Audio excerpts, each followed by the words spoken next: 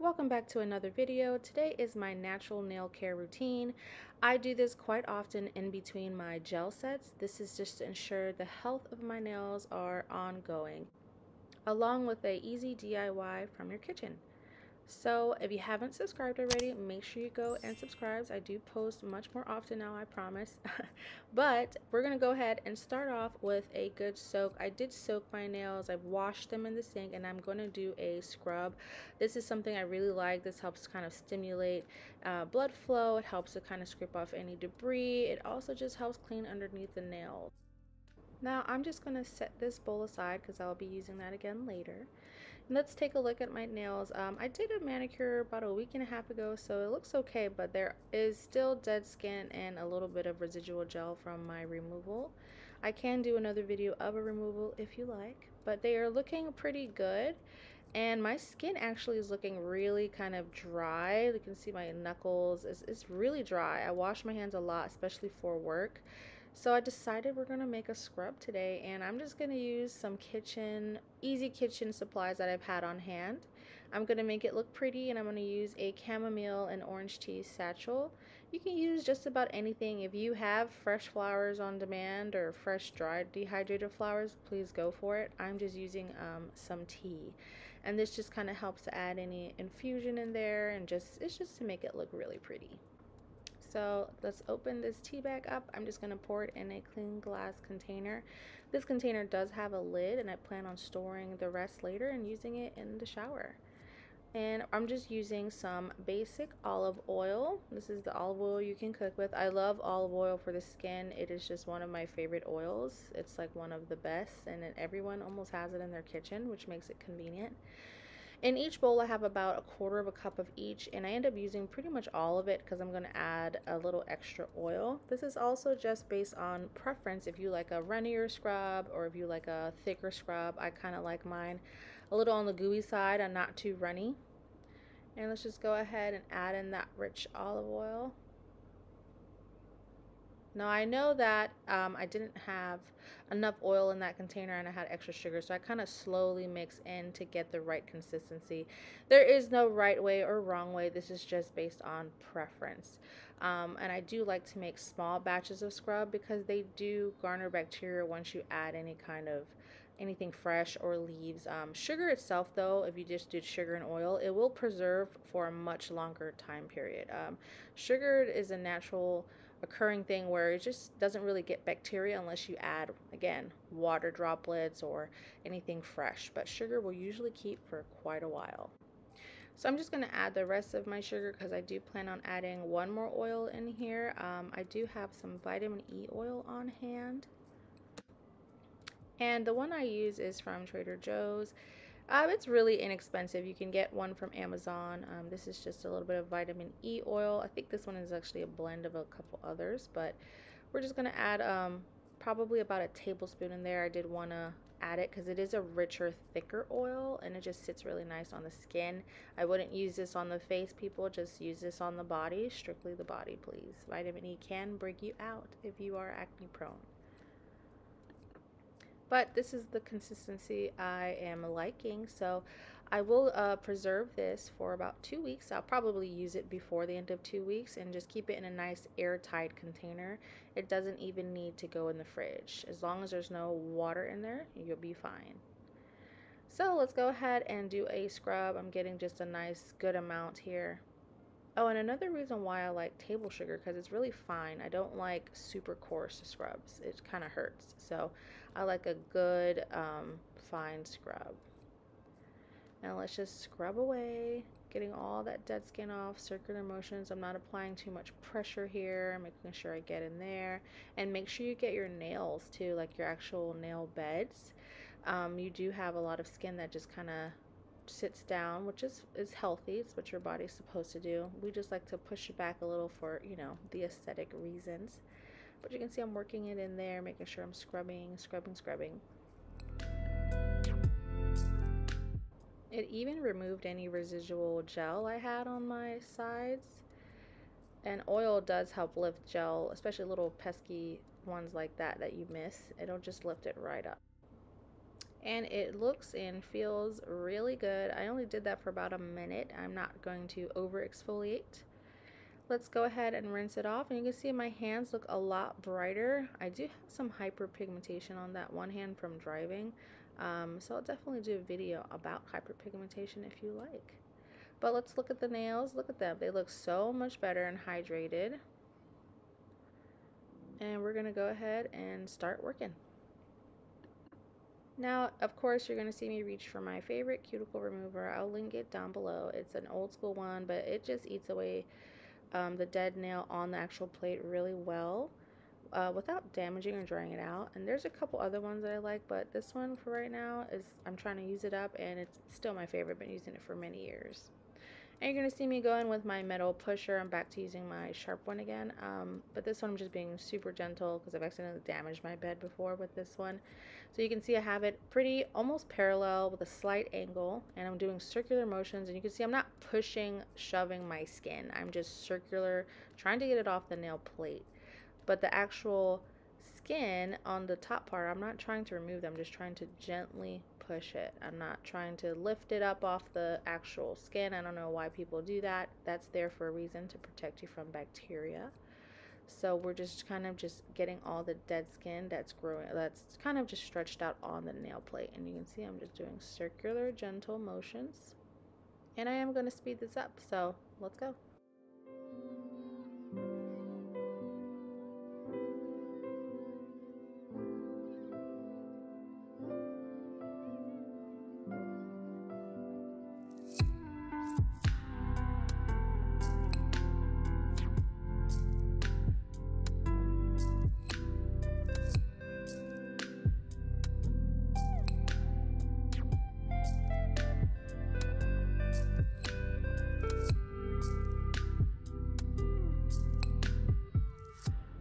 Now I am going to reach for my nippers, and I'm cutting away kind of the dead skin part. It has that white grayish color. You can see it right there.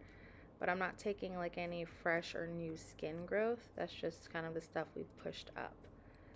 You want to leave always a little bit of skin too. I don't know why people, they do manicures and they get infections or swelling around the cuticle, and I don't understand. We really need that there, especially me, because I do massage therapy and facials, so I need that extra protection. And the reason why I do manicures so much is because I am at high risk for getting infection because I work with people. So we got to make sure we clean out the nails good and cut out all the hangnails so that all the bacteria doesn't get trapped under there and my fingers will stay safe.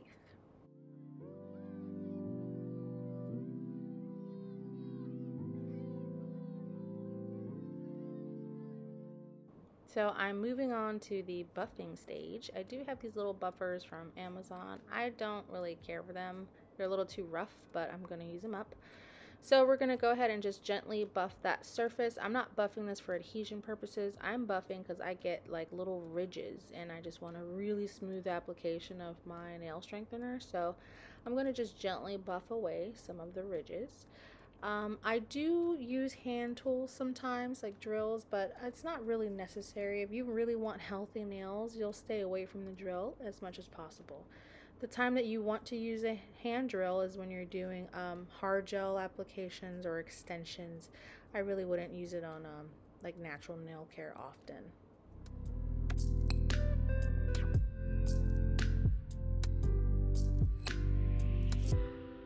So that looks pretty good. I'm happy with that light buff.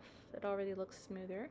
Then we're going to go in and just do a quick nail file. I like my ends to be a little bit on the flatter side. Again, just because I do a lot of work with faces and I want to make sure they're not super pointy. And I can let these grow out and still do facials, and maybe I'll do that in my next video. I'll just let them keep growing out. But I'm aiming to file in one direction. It's okay if you go, you know, in the opposite one a couple times, but really you don't want to do that too much on natural nails. It does tend to make them a little bit more brittle. Now, if you have synthetic nails on, please, you can do this zigzag motion and file away. It'll be much faster. Now I'm just going to clean any debris off. with some alcohol. This is my favorite kind of alcohol, 70% isopropyl.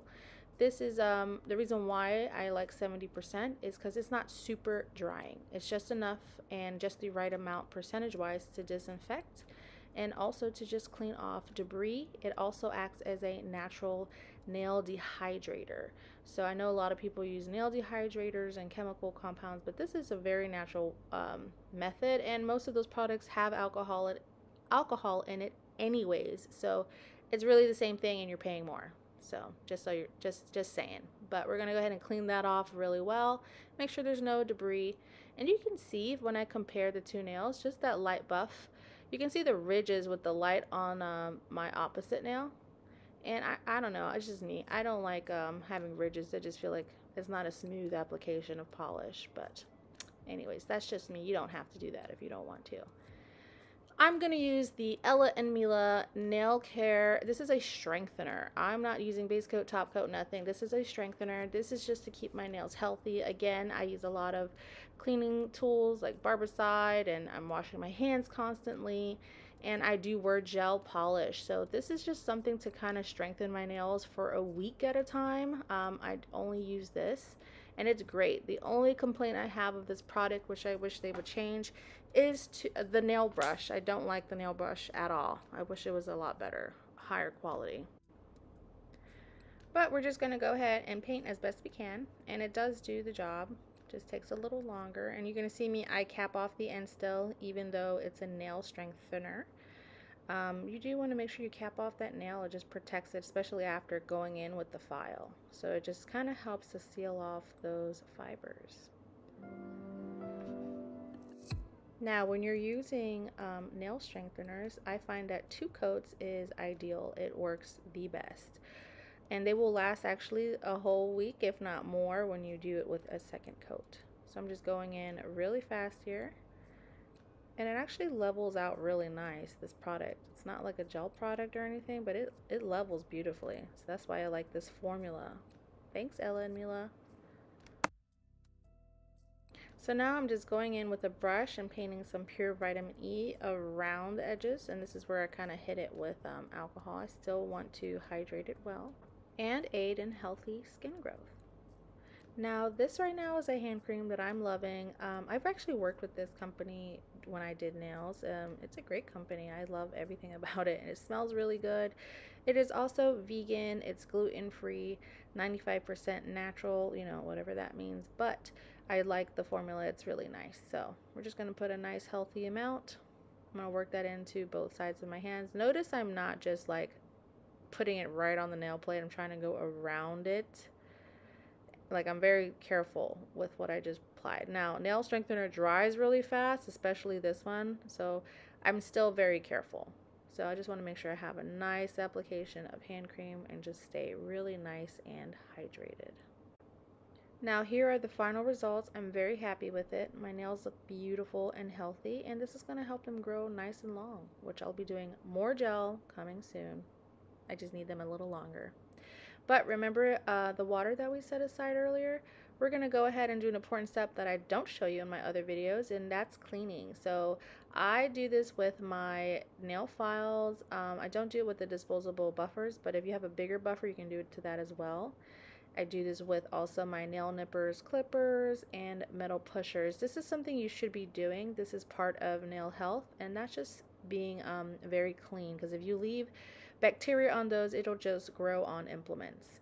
Now this is just for kind of home sanitation. Now in a professional setting, it's a lot more steps than this, and different products of course, but for my own personal tools, this is just enough to keep everything clean and hygienic. Make sure you let it air dry and store in a dust-free box. Thanks for watching everyone. Until next time, bye!